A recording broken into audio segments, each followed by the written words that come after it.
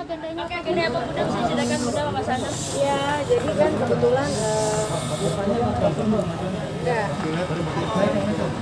alhamdulillah kan kalian tahu beberapa tahun ini kan ada permasalahan aku dengan partner ya gitu, dan alhamdulillah banget bulan lalu keputusan di Pengadilan Negeri Purwokerto bahwa kita terbukti tidak one prestasi. Jadi kita alhamdulillah menang di Pengadilan Negeri Purwokerto. Lalu saya juga lalu yang saya lihat ternyata beliau juga melaporkan saya di Polda, dilaporkan saya di Polda.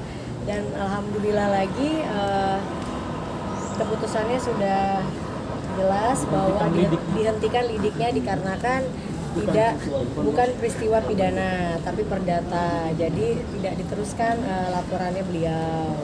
Nah, dikarenakan selama 1 tahun 2 tahun ini lumayan energi saya terkuras, pikiran saya dan juga keluarga, jadi saya ingin memulihkan nama baik juga, karena kan walaupun banyak yang support tapi pasti ada juga beberapa pihak yang merasa oh pasti begini nih, walaupun alhamdulillah di pengadilan sudah terbukti, tapi saya ya udah berbicara sama suami dan keluarga juga kuasa hukum kita untuk melaporkan balik beliau untuk pencemaran nama baik dan lainnya gitu, karena memang kan saya selama ini nggak pernah bicara gitu, saya press con sekalipun itu saat-saat awal, habis itu saya maunya juga ini nggak sampai sejauh ini gitu, tapi karena beliau juga beberapa kali ada di mana-mana untuk mengklarifikasi, jadi karena saya diam aja karena saya pikir tadinya nggak akan sejauh ini gitu, tapi setelah saya pikir-pikir lagi ini kan udah pencemaran nama baik, dan juga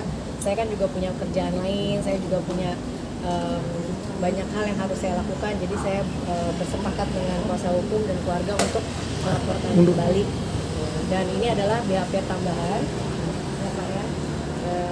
Dan juga ada beberapa laporan lain ya terkait dengan media sosial, jadi sekalian hari ini kita datang. Kerugian materialnya berupa apa aja nih Bunda yang pencemaran nama baik? Oke, selamat sore teman-teman semua.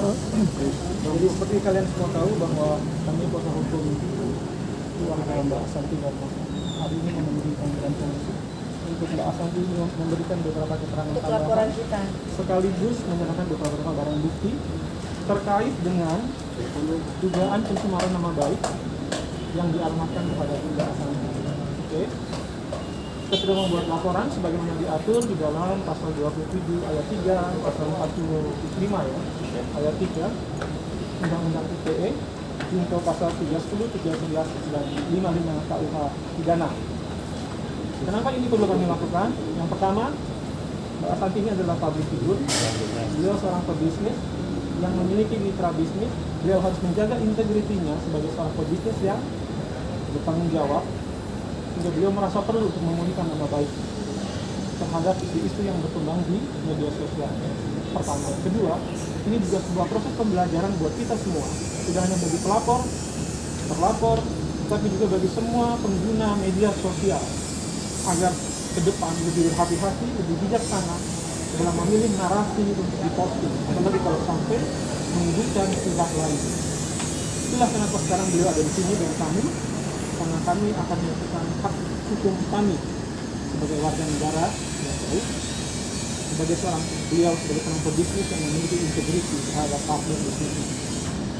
Kira-kira seperti itu yang beliau datang kemarin. Jadi yang dilaporkan ada berapa orang? Terkait apa aja? Hal-hal yang terkait dengan terlapor, karena ini masih dalam proses penyidikan, mari kita sama-sama menjunjung tinggi agar praduga tak bersalah. Silakan teman-teman nanti bicara langsung dengan orang yang berkompeten, which is penyidiknya langsung di Cybercrime. Ya, mohon maaf tadi tidak bisa mengeksplor itu di sini. Biar yang berkompeten yang tahu lebih kemarin masalahnya siapa. Kesana mungkin Bun, yang terkait tanggal loli sendiri gimana Bun? Yang baru di kemarin yang baru Iya, enggak, sebenarnya kesini itu kan buat tambahan BAP kasus yang lama. Sekalian juga kita minta petunjuk. Sama alhamdulillah terima kasih buat semua penyidik yang ada di Cybercrime luar biasa membantu banget karena bagi kita kalau misalnya ngata-ngatain kita berdua yang kita sudah biasa, tapi kalau ini udah ke ranahnya anak-anak, apalagi anak saya perempuan kan, ini sudah di luar batas. Jadi kita meminta petunjuk baiknya bagaimana, karena saya juga bukan tipe orang yang sedikit-sedikit lapor, sedikit-sedikit lapor kan enggak. Kebetulan ini ada laporan lain, sekalian tadi minta petunjuk ke kasus yang Hasil petunjuknya ngelaporin atau gimana? Iya, masih kita kaji. Yang jelas sekarang saya yang laporan ini adalah laporan kasus yang lama. Karena ini juga saya nggak akan melapor kalau nggak dilaporin duluan. Tapi alhamdulillahnya laporan beliau tidak terbukti, dan alhamdulillah juga di pengadilan negeri alhamdulillah kita tidak terbukti juga. Tapi kita tidak tahu beliau akan banding atau enggak. Tapi bagi saya di stage awal aja udah terlihat bahwa nggak terbukti apa yang